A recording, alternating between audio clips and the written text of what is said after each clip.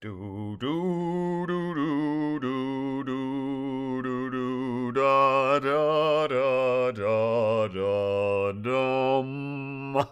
How I changed from red to blue, 2 of 4. In segment 1 of How I Changed from Red to Blue, I promised I'd outline how I went from a tepid, lifelong Republican to a loud and proud supporter of the Democrats. And what better place to start than at the beginning? I spent my first 10 years in Bloomington, Illinois, a town highly representative of 1960s white suburban America. I lived in Bloomington from August of 1961 to August of 1971, and it is there that my subconscious beliefs in what is and what should be were formed. Bloomington had just over 36,000 residents when my family arrived and just under 40,000 when we left. African Americans made up less than 5% of Bloomington's populace. From September 1966 through June of 1970, I attended Oakland Elementary School, and until 1969, no students were bused to Oakland. In 1970, Blooming school districts were redrawn, and Oakland added a single busload of students to the student population. Busing began in September of 1970, and busing ended my 4-year streak of attending a school with 0 African American students or teachers. Busing upped Oakland's black student population from 0 to 2. The Oakland's black teachers remained at 0. The 2 black students who were bused to Oakland were a brother and sister. We'll return to them in part 4. Late August of 1971, my family moved to Montgomery County, Maryland. As I said, we'll return to 1970 in Oakland Elementary in part 4, but first, let's fast forward 6 years and head east by southeast to Ashton, Maryland Sherwood High School for the 1974-75 school year, the year of Sherwood's lunchroom race riot. Recent demographics for Sherwood show a student population of 48% non-Hispanic Caucasian, 16% African American, 11% Asian, and 19% Hispanic. In 1974, Sherwood had a majority of Caucasian students, but her population then, as it is now, was highly racially diverse. Since I didn't begin attending Sherwood until 1975, I wasn't at Sherwood for the 1974 race riot, a riot where firearms were brandished by a white student and the police called in. However, my 2 older brothers and older sister were.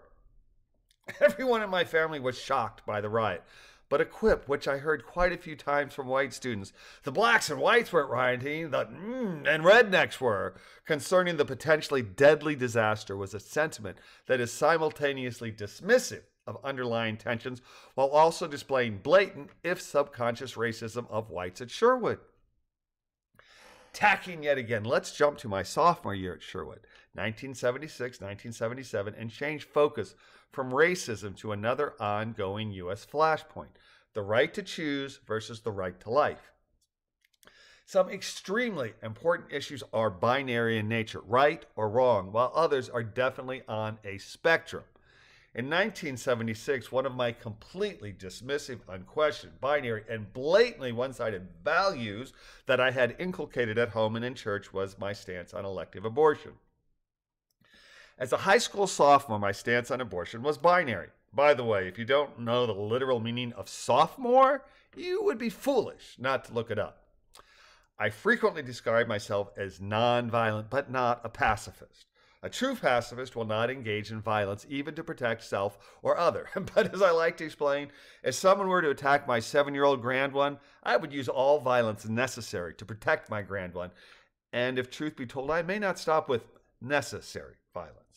I am and have been pro-life Big Tent since I was a young teen, meaning I believe that capital punishment, aka the death penalty, should almost never be used, that health care should be available to all, that children should never go hungry, that quality public education is a civic responsibility that pays huge dividends, and that public dollars should be spent on public education. I still believe that as gestation advances, legal restrictions concerning elective abortion should increase. Medically necessary abortions are, by definition, not elective. And for me, necessary abortions would include any child under the age of consent for sex in her state who finds herself pregnant and wishing to terminate that pregnancy, being able to do so up until the final month of gestation or the 37th week. Why do I believe that young girls should be able to abort such a highly developed fetus, even though I believe it is wrong to do so? Because civilized people understand that we do not sacrifice little girls on the altar of pro-life, but rather concede that a child should not be forced to carry a child, and these choices are not binary. Don't get bogged down in the details. Choosing to reproduce should be exactly that, a choice. Though I once held a binary view concerning elective abortion, I now view abortion as a decidedly non-binary continuum that ranges from early-term abortions, up to the 21st week, being solely up to the pregnant female, while also understanding that late-term elective abortions are frequently necessary for health issues and therefore must remain available. The same holds true for a female who was impregnated by rape, or as stated above, where a little child is carrying a child. These conditions demand greater latitude concerning gestational limits. Though I still believe that life begins at conception, declaring that a blastula, a fetus, or an early embryo has rights that supersede those of the pregnant person, and that therefore a pregnant female has no inherent rights concerning body autonomy and cannot choose to abort, is a hideous example of the misuse of power that accompanies binary thinking. It is true that from pregnancies beginning at conception, we go from a single human life to two, or possibly more, lives being supported by the host, the pregnant female. But our restrictions can and must take into account the pregnant woman's needs, including age and whether she was raped. I find the binary argument that insists undifferentiated cells forming a hollow sphere deserves the same rights and protections as a pregnant person absurd. This argument may make for a good philosophical discussion, but real life demands parity, freedom, liberty, and self-determination. And while protecting the preborn is important, an understanding that abortion restrictions must be on a continuum clearly indicates that the earlier a pregnancy is to be terminated, the fewer restrictions should be placed on the pregnant person's choice to abort. Realizing full well that I have managed to incite both the pro-life and pro-choice contingents with the above, let me anger you further by summarizing a conversation that 15-year-old me had in Sherwood's library with a few other 10th graders. During this literal sophomoric roundtable abortion conversation, I was adamantly opposed to abortion for anything other than saving the life of the pregnant person. As a 15-year-old, my binary thinking concerning abortion was simple. We have a minimum of two people, all with the right to live. Killing an innocent child for any reason other than saving the life of the pregnant person is unacceptable. A view with zero nuance, zero real-world expectations, and zero medical knowledge beyond 10th grade biology.